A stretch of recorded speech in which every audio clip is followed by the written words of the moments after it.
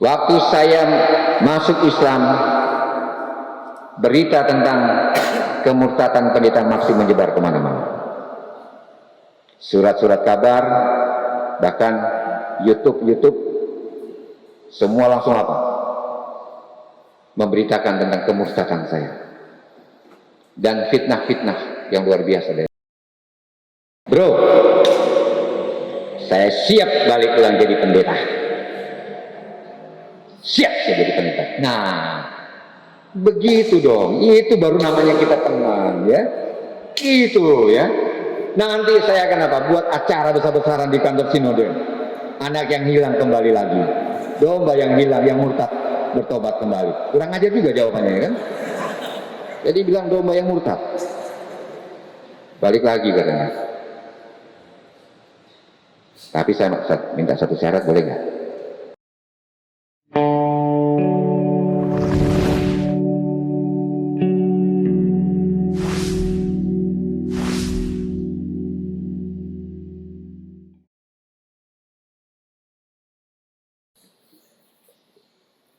Bismillahirrahmanirrahim. Assalamualaikum warahmatullahi wabarakatuh. Alhamdulillah. Alhamdulillahirabbil alamin. Wassalatu wassalamu ala asrofil anbiya wal mursalin sayyidina wa maulana Muhammadin wa ala alaihi washabihi anjasmain amma ba'du. Yang saya hormati Bapak Ketua Hidayatullah bersama dengan seluruh pengurusnya, dan yang saya hormati seluruh adik-adik santri yang kami sangat cintai. Pertama-tama tentu kita harus selalu memanjatkan puji syukur kita kepada Allah Subhanahu wa Ta'ala atas segala nikmat-nikmat yang sangat luar biasa yang telah diberikan kepada kita. Dan satu nikmat yang paling utama adalah nikmat Islam. Orang tanpa beragama Islam tidak ada jaminan masuk surga.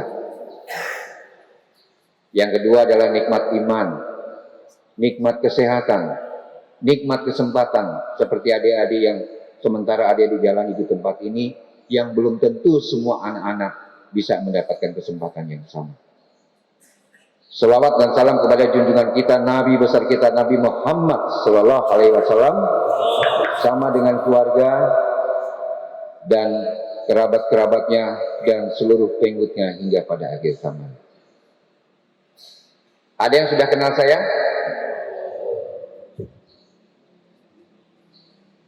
Nama saya Maksi Lodewijk Deeng.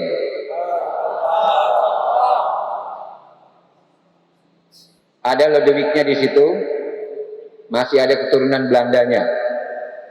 Karena kakek saya, orang tuanya masih ada keturunan Belanda. Maka kami dari keturunan kakek kami tetap menggunakan Lodewijk. Tapi sekarang saya nggak bangga dengan keturunan itu. Dan setelah saya masuk Islam, saya lebih populer karena saya diberikan nama. Nama saya bukan lagi Maksi Lodewijk Deeng, tapi Maksi Abu Bakar Deeng. Salah satu sahabat Rasulullah yang begitu dekat dan memberikan contoh teladan kehidupan yang luar biasa untuk seluruh umat Islam. Makanya saya baktikan hidup saya untuk apa? Saya mencari sesuatu di dunia ini lagi. Karena sesungguhnya seperti nama yang telah diberikan kepada saya, bahwa harta kita yang terbesar bukanlah harta yang ada di dunia ini, tapi harta kita yang terbesar adalah amal ibadah kita yang dicatat setiap hari, yang akan mengantarkan kita ke dalam pintu surganya Allah. Amin. Amin.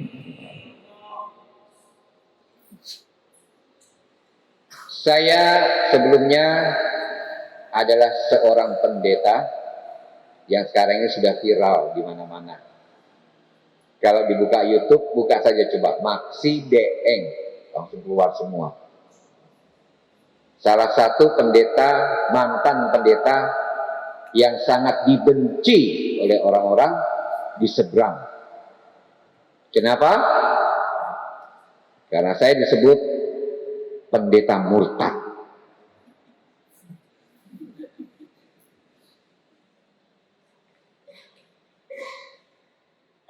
Saya menempuh pendidikan S1 saya di Manado, di Universitas Kelabat.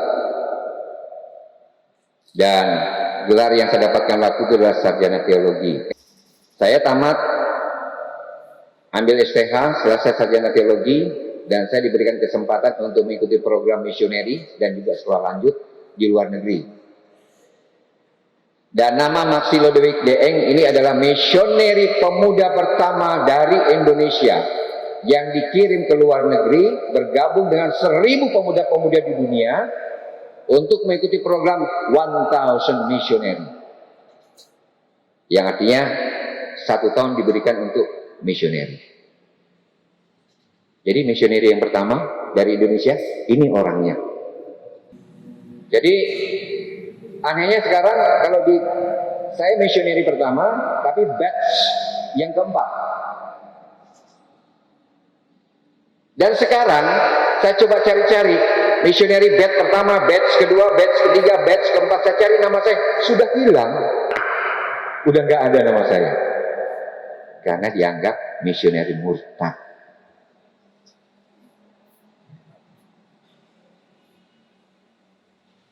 Anak saya ada 6. Yang pertama, Gracia Vini Deeng. Alhamdulillah, dia sudah selesai pendidikannya menjadi seorang dokter umum. Yang kedua, Joshua Deeng, selesai sarjana hukum. Yang ketiga dan keempat, karena mereka lahir di Amerika Serikat, karena waktu saya masih pendeta, kami buat program, diundang saya untuk buat seminar di sana, istri sementara hamil, kami berangkat di sana sekaligus melahirkan anak. Jadi 2 anak saya lahir di Amerika Serikat, sehingga mereka mendapatkan hak menjadi warga negara Amerika Serikat karena lahir di Amerika. Dan yang keempat dan kelima sekarang bersama dengan saya. Ada 6. Yang Islam baru 2 yang bersama dengan saya. Makanya saya memberikan motivasi kepada 2 anak saya yang bungsu ini. Kebetulan kelas 2 SMA dan kelas 3 SMP. Kalian berdua jangan kalah kepada kakak-kakakmu. Kalian ini yang Islam bersama dengan papa. Mereka belum Islam.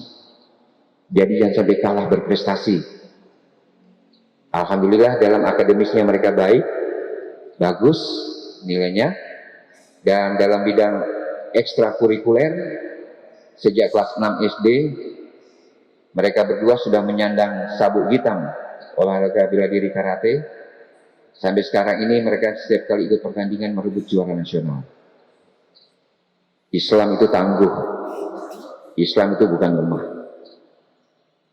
Dan 2 bulan lalu, putri saya yang sementara di Amerika datang ke Indonesia dengan 1 misi untuk mengajak bapaknya kembali ke Amerika untuk menjadi pendeta kembali.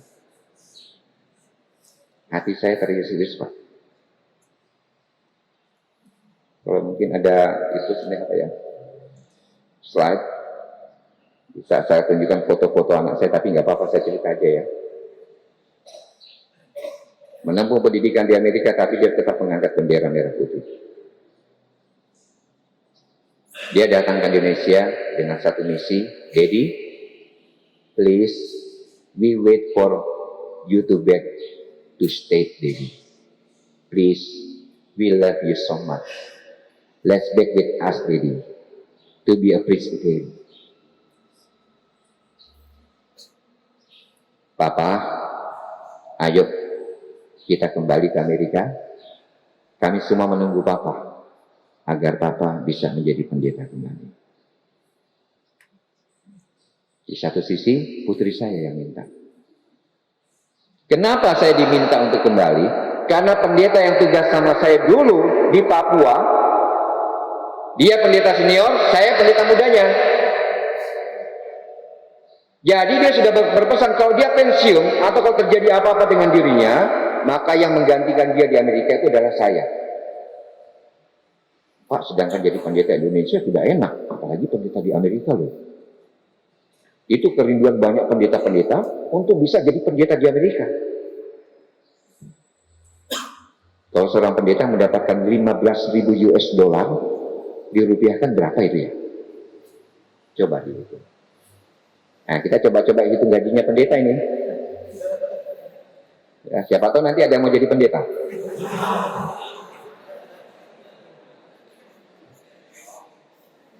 $15.000 US. Kalau $1 sekarang 15.000, $1.000 15 juta. 15 juta dikali 15, 200 juta lebih. Itu baru gaji pokoknya. Kalau di Amerika, bahkan jangan di Amerika, di Indonesia, pendeta itu pekerjaannya enak, Pak. Belum kok ada seminar-seminar. Belum kok ada apa? Kebaktian rohani. Di mana-mana buat kebaktian rohani. Kayak saya dulu jadwal saya, Pak. Saya 1 hari bisa 2 kota. Pagi di Manado, sorenya sudah apa? Di Papua. Coba bayangkan. Ya. Laptop sama tas saya itu kadang-kadang tas ya mungkin lebih berat daripada laptop yang tipis itu. Ya. Enak nggak jadi pendeta? Ada yang mau jadi pendeta? Di Indonesia aja sudah begitu, apalagi jadi pendeta di Amerika. Banyak orang itu apa? Pendeta-pendeta punya impian kalau bisa dia jadi pendeta di Amerika. Kenapa? Because of money. Saya sudah ditawarkan dan disiapkan. Kalau saya mau, berangkat ke Amerika. Tapi saya tolak. Indahnya Islam. Adik-adik tahu waktu saya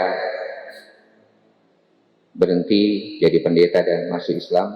Kebetulan saya masuk Islam itu di Jakarta, saya ketemu dengan sahabat saya waktu SMA, satu tempat duduk.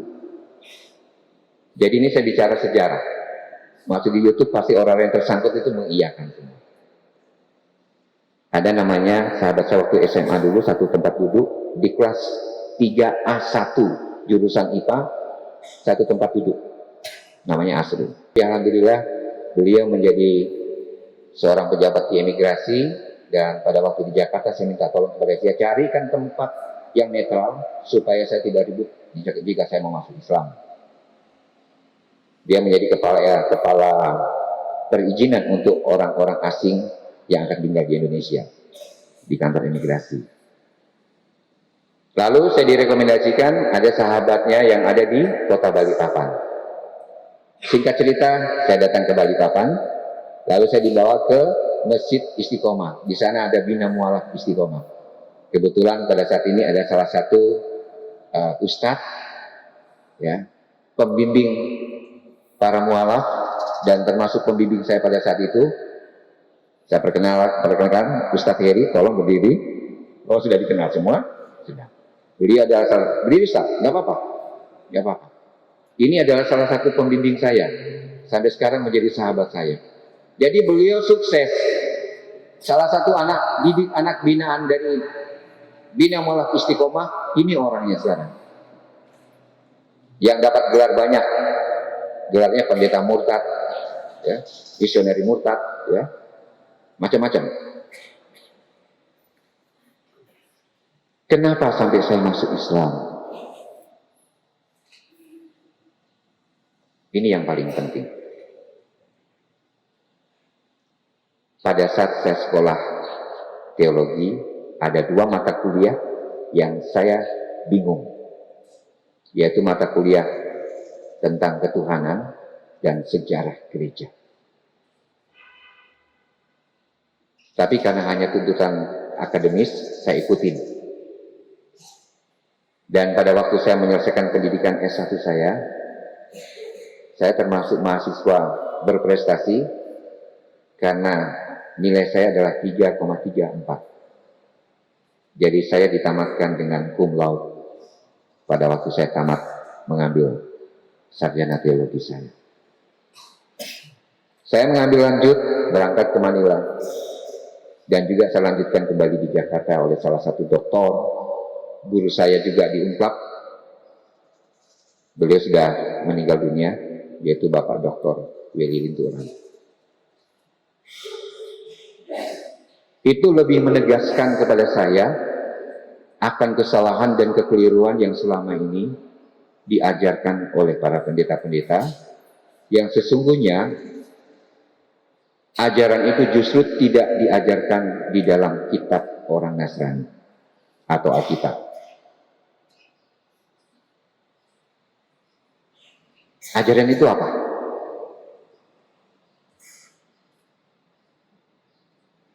Orang Nasrani mentuhankan Yesus Kristus atau Nabi Isa alaihissalam sama posisinya dengan Allah. Itu dosa terbesar yang sebenarnya tidak bisa diampuni.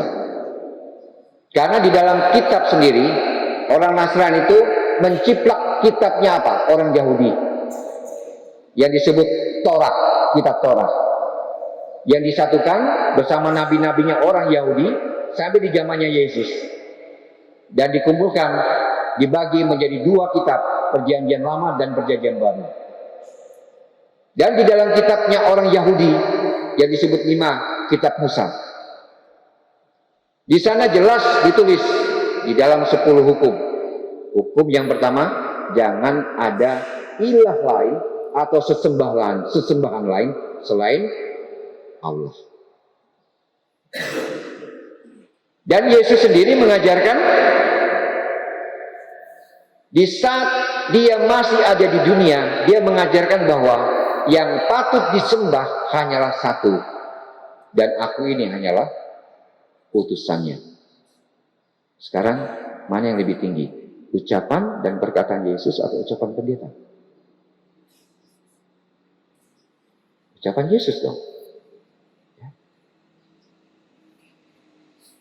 Akan tetapi ajaran dari kitab-kitab yang diturunkan oleh hamba-hamba Allah sampai di zamannya Yesus Kristus sendiri, atau kita menyebutnya Nabi Isa alaihissalam, di saat Nabi Isa sudah diangkat awal abad keempat hingga akhir abad keempat, di sana terjadi banyak perubahan-perubahan, aturan-aturan yang dibuat oleh kekuasaan gereja.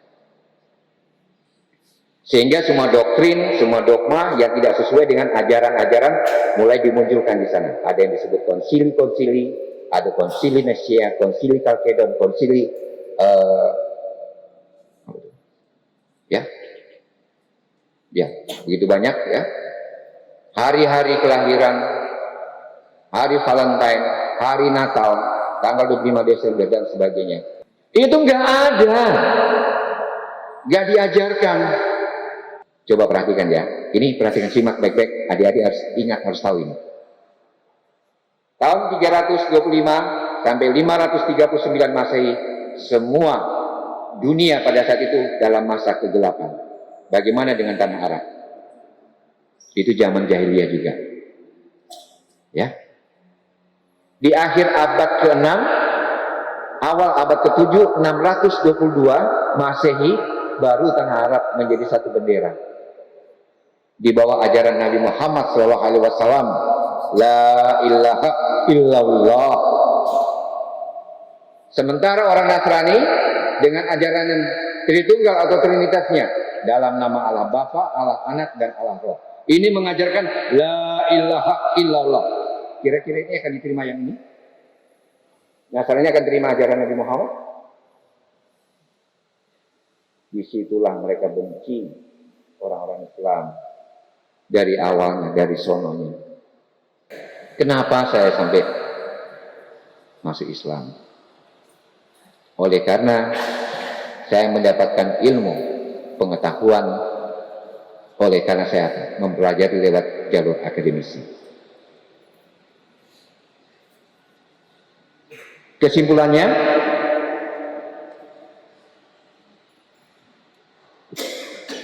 saya terbuai jadi pendeta, walaupun sudah tahu sains pengetahuannya. Terbuai. Gaji, tunjangan, dapat ini, dapat itu. Ya, dilayani bagaikan raja. Waktu saya masih pendeta muda, ibu-ibu yang punya putri wanitanya, kalau bisa mau dicalonkan semua sama pendetanya. Ya.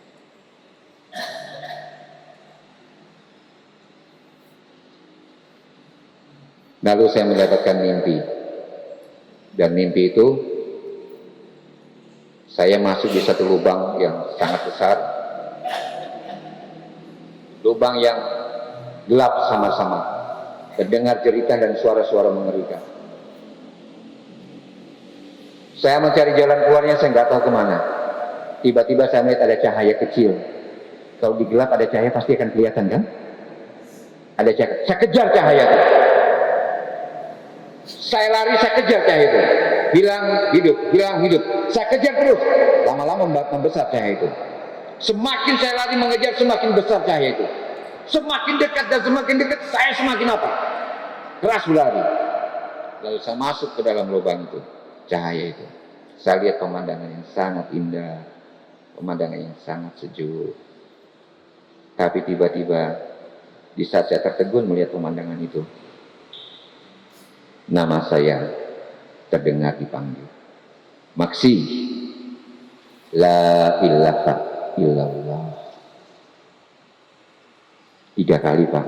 Maksi, la ilaha illallah. Maksi, la ilaha illallah.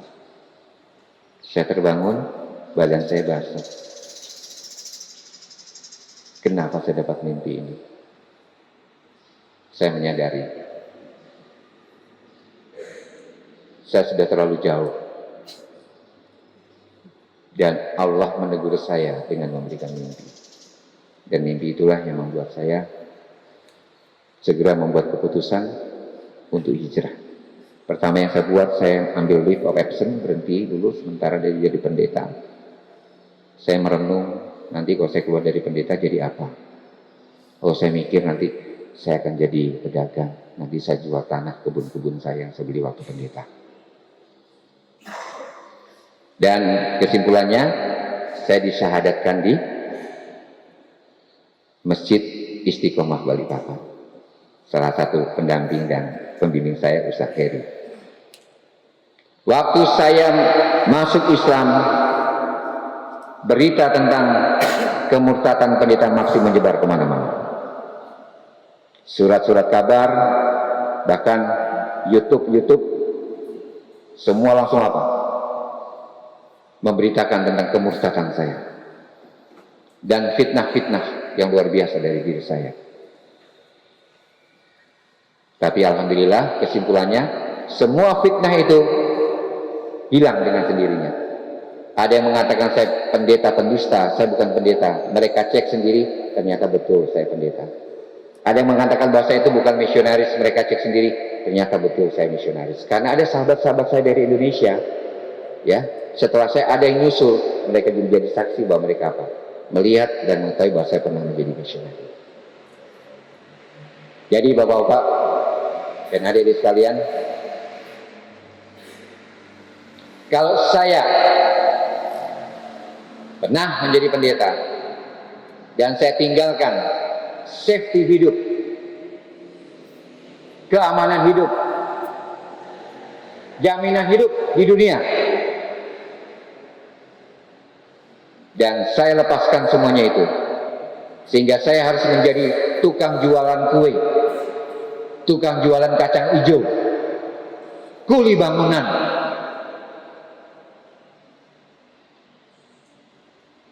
Akan tetapi saya tidak pernah menyesal. Mengapa? Karena hidayah Islam itu sangat tinggi nilainya dan tidak ternilai harganya. Takbir! Takbir! Itu sebabnya mengapa para pejuang-pejuang Hamas mereka tidak takut menjemput kematian. Saya kalau diizinkan berangkat ke Palestina, kebetulan saya pernah diajarkan oleh bapak dulu bagaimana bongkar senjata, isi magasin. Saya masih tahu, bapak saya TNI, kakek saya TNI. Sampai bapak saya dihukum karena apa? Pernah itu senjata diisi magasin, lalu melihat kiri kanan, dikasih sama saya, tembak itu apa? Bismillah apa? Lapangan menembak. Dan termasuk penembak jitu, keturunan penembak jitu. Kakek saya penembak jitu, bapak penembak jitu. Kalau diizinkan. Tapi nggak ada yang menyuruh saya berangkat ke sana dan ada yang bilang jangan. Masih banyak pekerjaan yang harus diselesaikan oleh Abu Bakar DM katanya. Jadi apa yang harus kita buat untuk berjihad?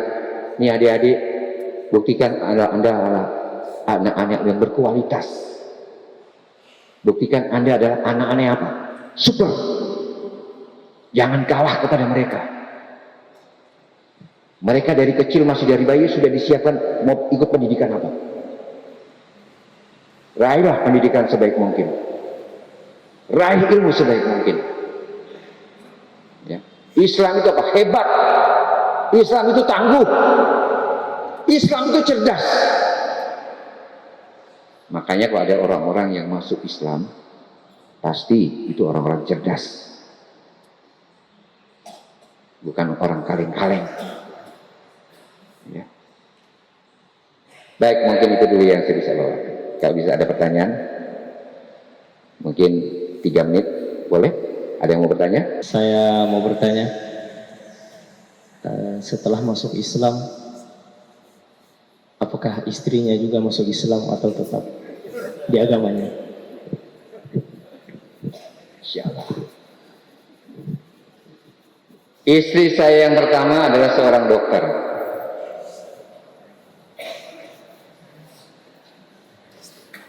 Dan kami harus berpisah karena situasi kondisi dan keadaan. Itu istri saya yang pertama. Makanya anak saya yang pertama dan kedua, yang pertama putri, mengikuti jejak ibunya sudah menjadi dokter umum juga. Yang kedua mengambil hukum. Saya pisah dengan istri saya yang pertama bukan karena apa? Pelanggaran hukum, tapi karena situasi dan kondisi. Pendeta itu mengajarkan orang Kristen nggak boleh cerai. Baru saya satu-satunya pendeta yang cerai, saksinya pendeta-pendeta pula. Ini baru saya. Kristen mengajarkan nggak boleh cerai, tidak ada perceraian. Apa yang sudah disatukan Tuhan nggak boleh diceraikan manusia.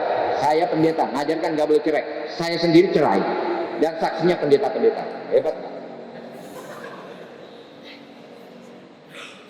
Lalu saya mendapatkan istri yang kedua. Dia menyelesaikan pendidikannya dulu di Manila, jurusan akuntansi, jurusan ekonomi akuntansi. Dan waktu saya menikah sama dia, kami mendapatkan 2 anak, putri dan putra. Itu yang saya sebutkan ada di Amerika Serikat. Pada saat saya mengajar kepada istri saya dan kepada keluarganya, orang tuanya di Amerika dipanggil. Itu saya punya suami sudah mulai gila. Karena sudah mulai mengajarkan hal-hal yang aneh.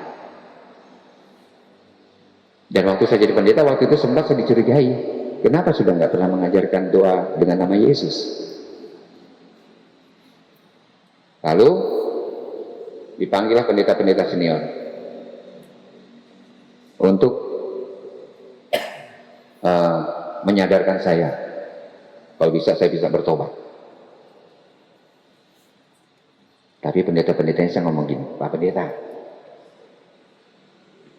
sekarang cuma satu yang saya tanya sama Bapak Pendeta. Apa betul ada satu ayat dalam Alkitab, Yesus mengatakan, saya sama dengan Tuhan? S3 dokter yang saya tanya. Pasti lebih takut dia. Mau jawab, dokter yang nanya master.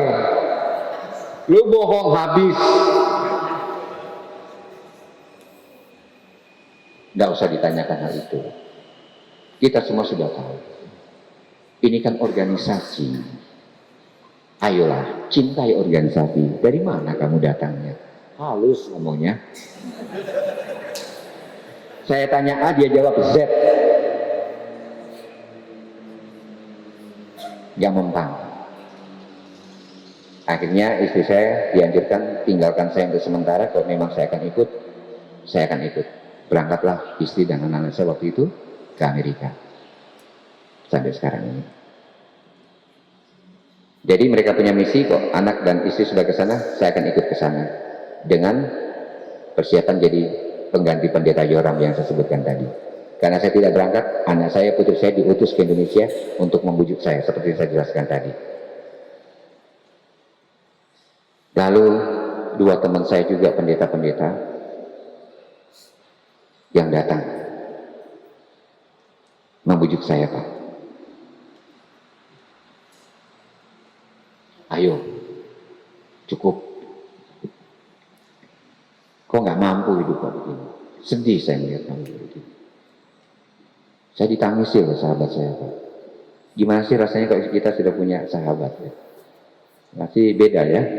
Teman sama sahabat, sahabat lebih tinggi. Kenapa kamu harus begini? Gak pantas kamu hidup kayak begini. Kamu itu lebih hebat dari kami. Seharusnya kamu yang harus menjadi pimpinan kami. Itu pengakuan mereka loh Pak. Kalau saya masih terus jadi pendeta, saya pimpinannya mereka.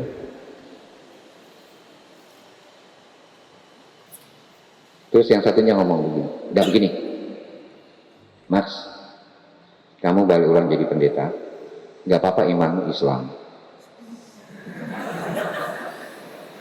Ini lebih gila.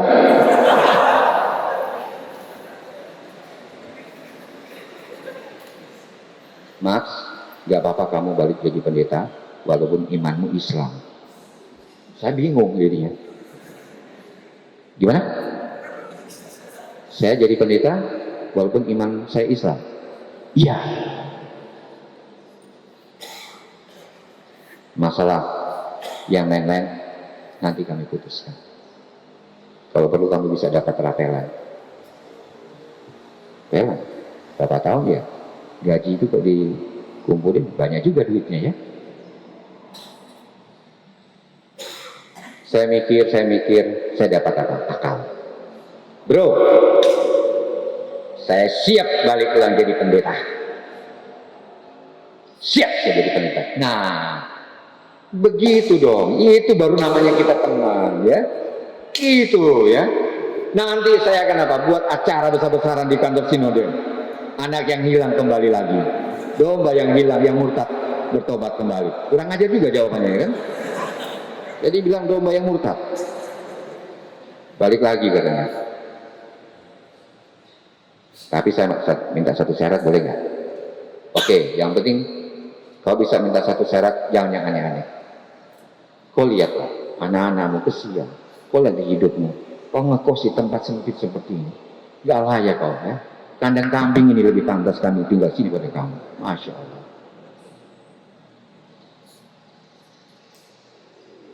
Syarat saya siap jadi pendeta lagi, tapi izinkan saya bila saya berkhotbah dan mengajar, saya berkhotbah dengan iman saya, iman Islam. Tanya jadi merah Pak. Jadi kamu berkhotbah dengan iman Islam. Ya, kamu kan tadi ngomong, saya bisa balik lagi jadi pendeta walaupun iman saya Islam. Jadi izinkan saya kalau nanti berkhotbah di gereja, saya akan berkhotbah dengan caranya Islam. Yang satu langsung ngomong, percuma kita ngomong sama dia sekarang. Ini orang sudah kerasukan gitu. Jadi kita tunggu sampai dia jadi miskin. Dia mau bisa apa sekarang? Kita doakan aja dia supaya dia mendapatkan hukuman dari Yesus. Saya didoakan dalam nama Yesus supaya saya jatuh miskin, baru minta pertolongan sama mereka. Mana mempan mereka berdua dalam nama Yesus untuk membuat saya jatuh miskin? Tidak bisa. Tidak bisa bro. Itulah yang terjadi dengan teman-teman saya. Alhamdulillah, dua adik saya juga sudah masuk Islam. Ayah saya juga sudah saya Islamkan. Teman-teman pendeta-pendeta saya juga yang lainnya sudah masuk Islam. Mantan jemaat saya diam-diam mereka satu-satu mulai pada masuk Islam. Karena mereka sekarang melihat di YouTube. Jadi YouTube itu sangat bermanfaat sekarang. Banyak sekarang orang-orang yang masuk Islam, mantan-mantan anggota jemaat saya. Bahkan sekarang saya kerja di kantor, ada yang mantan orang tuanya itu anggota jemaat saya. Alhamdulillah, dia juga masuk Islam. Baik, untuk pertanyaan tadi, bagaimana dengan istri? Istri saya sekarang seorang muslim Pak. Alhamdulillah. Dan istri saya sekarang baru satu. Dan saya selama ini saya masuk di kelompok ikatan suami satu istri. Bukan ikatan suami takut istri ya. Itu yang saya jawab. Semoga. Masih ada satu lagi? Oh ya, ayo silakan deh. Anak muda harus berani, anak muda harus tangguh ya. Ayo, lantang ngomongnya. Nah itu ada mic.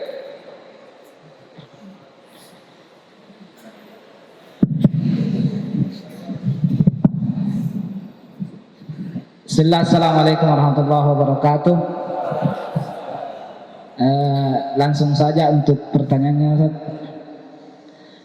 Semenjak dari Bapak memeluk Islam, apakah Bapak pernah mendapatkan ujian yang mana ujian itu membuat Bapak cenderung kembali ke sebelumnya, yaitu Kristen?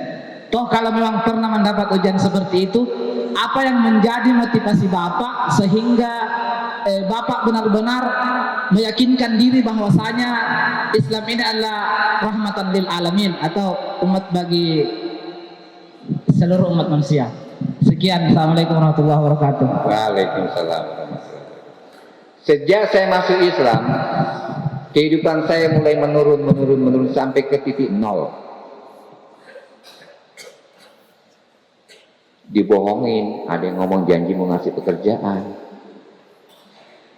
Yang ngomong orang Islam tuh. Padahal saya baru masuk Islam, dibohongi oleh orang Islam tuh.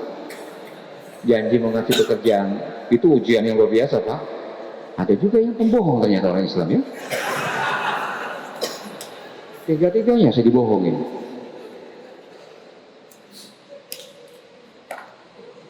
Kalau pendeta masuk Islam, dia mau kerja apa? Gak ada.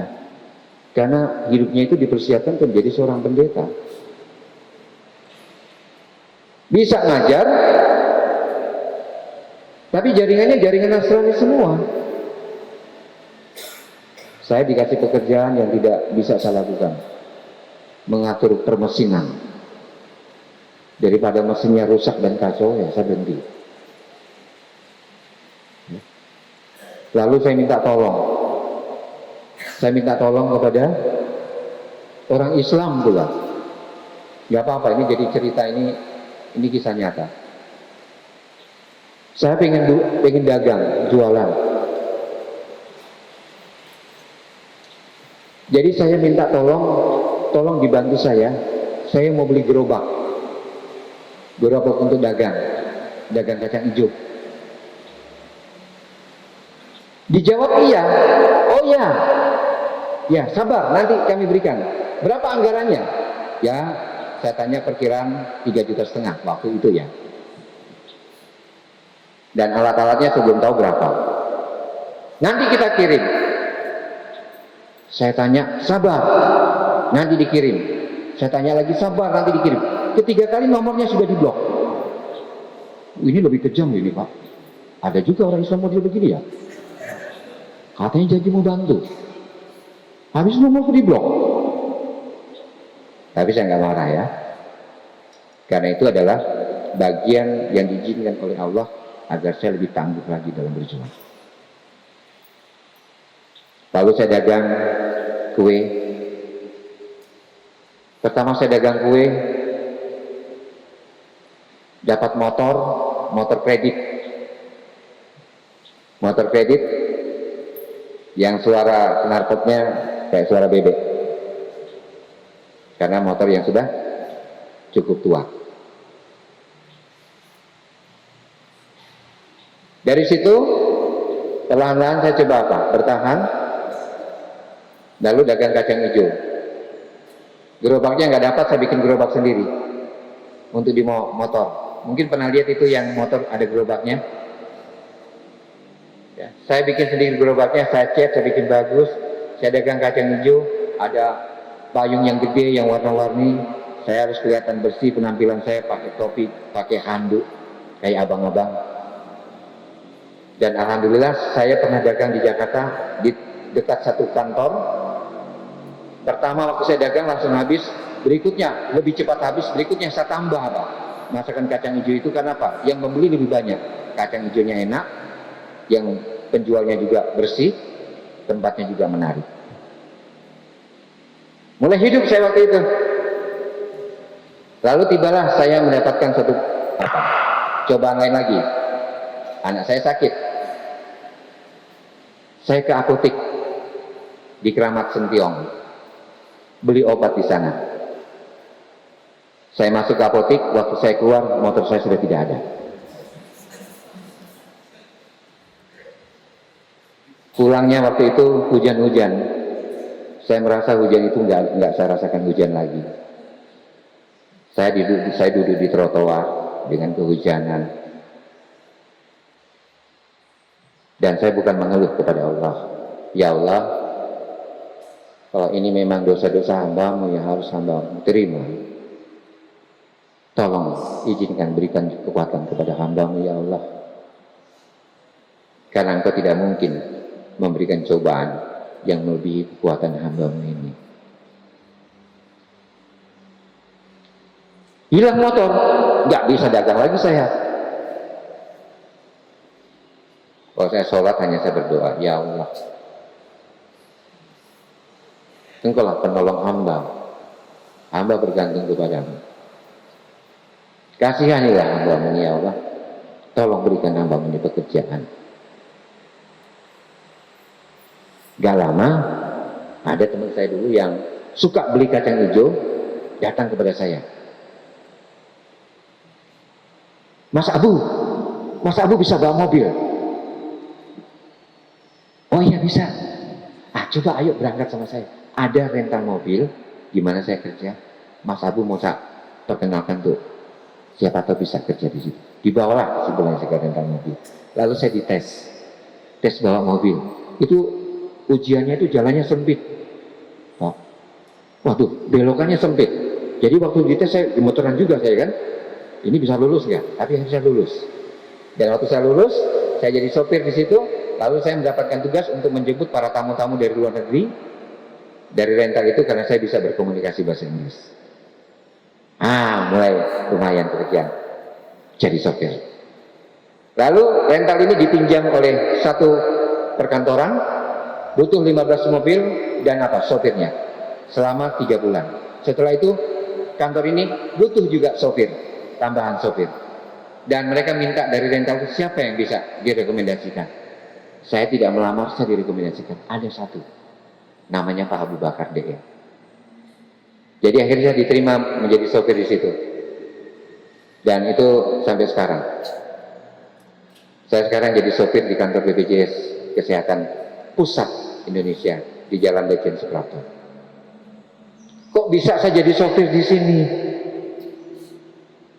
Ya, karena prestasi yang saya buat, saya diangkat juga menjadi sopir pribadi, bukan sopir pribadi, sopir membawa pimpinan, general manager BPJS, salah satu general manager BPJS harus saya yang mengantar jemput. GM ini tahu kapasitas saya, karena dia tahu kami bersahabat, sampai akhirnya kalau ada waktu kosong dia panggil saya, Pak Abu, ayo naik ke atas. Setelah saya naik ke atas, GM-nya ngomong apa? Pak Abu, ayo ajarin saya bahasa Inggris. Latih saya bahasa Inggris. Kalau saya salah ngomong, diperbaiki ya, grammar dan tata bahasanya. Seorang GM belajar bahasa Inggris kepada sopir.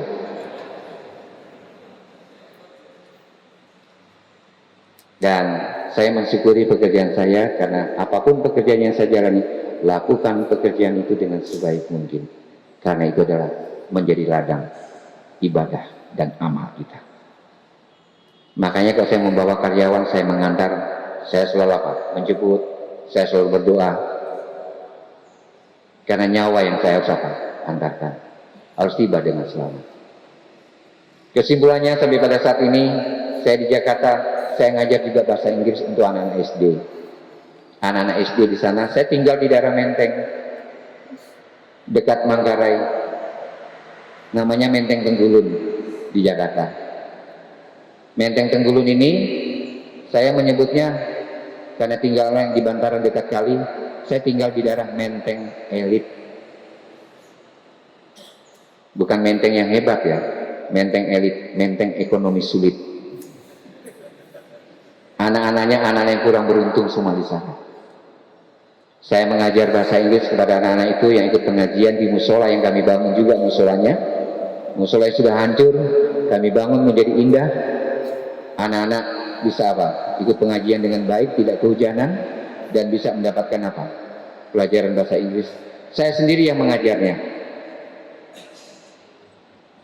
tanpa dipungut biaya.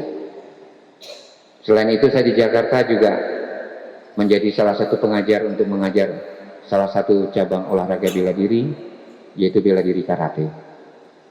Alhamdulillah anak-anak didik saya sekarang ini, yang anak-anak tinggal di Menteng Elit ini, sudah ada 4 anak SD yang bisa merebut juara nasional. Pelatihnya siapa? Abu Bakar. Dibayar berapa? 0 bayaran. Inilah kehidupan yang saya coba hidupkan sebagai seorang hamba Allah yang diberikan nama Abu Bakar. Baik, masih ada yang mau bertanya?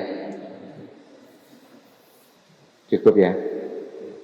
Baik adik-adikku sekalian, para santri, semoga Allah menolong kalian semua selama menempuh pendidikan di sini.